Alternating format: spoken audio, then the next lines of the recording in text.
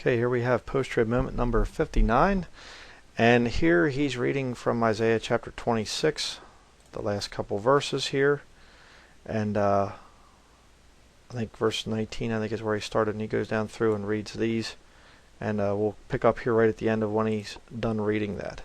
So many will point to this and say, this is a pre-tribulation rapture right here. No, it isn't. That's ridiculous. Okay, again, I never taught on this. I don't know anybody that's ever taught on this. You know, ridiculous. It's in the Old Testament. Well, I do believe it's talking about the rapture. That's clear. It's about a resurrection from the dead, and it's about God's people entering into the chambers and shutting the door to be hidden, as it were, for a little moment until God's indignation be passed, because He's going to come to punish the inhabitants of the earth for their iniquity. So this is a great picture of the fact that we are removed from this earth before God begins to pour out His wrath. Again, what an idiot. You go to Revelation chapter 6 and you see the Lord opening the seals. I get tired of going to this thing. I've showed it over and over and over again in these videos. Revelation chapter 6, the Lamb opened the seal. He unleashes the Antichrist. He opens the second seal, unleashes war. He opens the third seal. He unleashes famine, opens the fourth seal. He unleashes death and hell. You know, I mean, come on. And it's not, oh, then this ends the tribulation and then the wrath comes next. This is one account of the time of Jacob's trouble. It doesn't give the detail of the 7 trumpets and the 7 vials that are poured out, but they are part of it.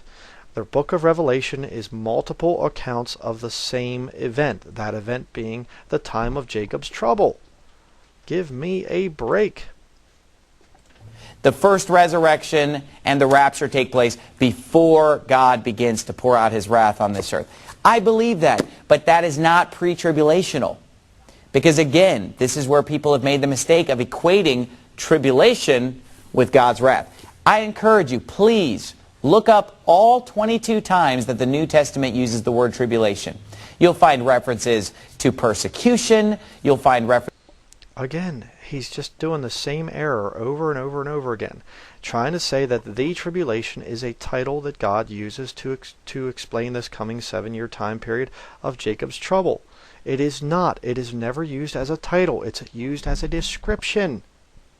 This guy's such a liar. References to affliction. You will not find that the word tribulation is referring to God pouring out His wrath on this earth. It's just not the definition of what tribulation means. And so and the time is not called the tribulation. Mistake that they're making here is equating God pouring out His wrath on this earth with the tribulation.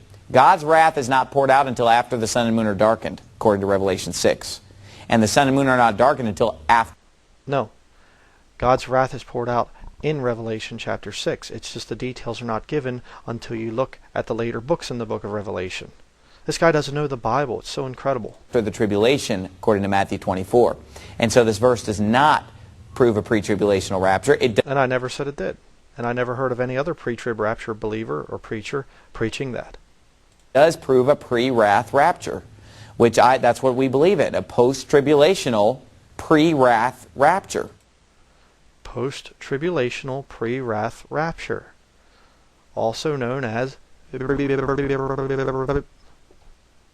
Funny Farm. All the clowns aren't in the circus. Welcome to the Nut House. That's what it's also known as.